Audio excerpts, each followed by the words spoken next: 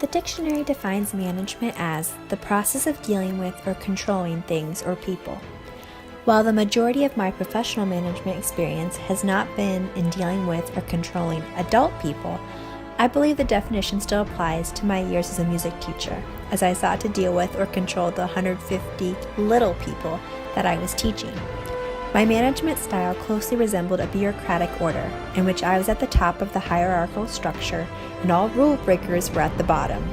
Lack of conformance to the rules was not tolerated, and all students were reminded of the importance of following the rules daily. During my first year in the MBA program, I began to realize that my managerial style might have worked well with children, but was less successful with adults.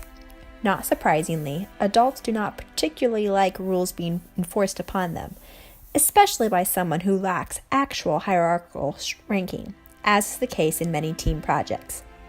As I've begun to adapt my approach, I have seen more of an adoption of human relations and systems theory and how I manage different teams that I am on or am leading. But is managing the same thing as leading? And if not, what is the difference? When I think about leadership, I think about my dad, one of the most admired men in my life.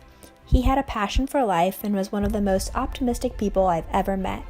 He set high standards for each of his 8 kids and believed that one of the greatest character qualities a person could have was a strong work ethic. I watched my dad lead our home and his business with integrity, honesty, and perseverance, even when things were hard.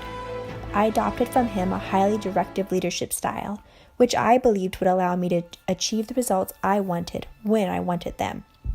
What I learned, however, is that leadership is more about creating a vision that makes people follow and less about telling people what they need to do to be a good follower. This is, fundamentally, why managing and leading are not the same things. One requires pushing, while the other requires pulling. One leads to motivated followers, while the other leads to obedient workers. But is there more to leadership than just getting your followers to be motivated? How do leaders actually create change? 2 great leaders of change are unknown by mainstream millennial Americans, but their stories depict what transformational leadership fundamentally requires: self-sacrifice. Gladys Aylward was born into a middle-class family in London, but found herself a young woman with a heart for the Chinese people. During her years in China, she put herself in the middle of prison riots to advocate for peace, led over 100 children through the mountains amidst Japanese bombings, and cared for every person that came near her. She never married and died caring for orphans in Taiwan. Jim Elliot was born into a home in Portland, Oregon. After hearing about the Auca people, a group of unreached Ecuadorian people known for violence toward others, Elliot began preparing for his move to Ecuador. Accompanied by his wife, young daughter, and 4 other missionary families, Elliot and the other men began dropping supplies and gifts by plane to the Auca people.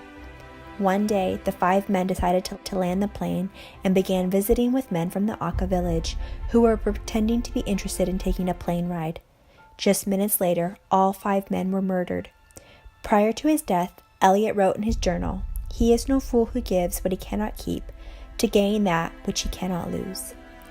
When I think of what I desire my leading change approach to be, it is these stories of sacrifice that I think about. I can think of no greater form of transformational leadership than being willing to sacrifice your comforts, pleasures, and life for a cause.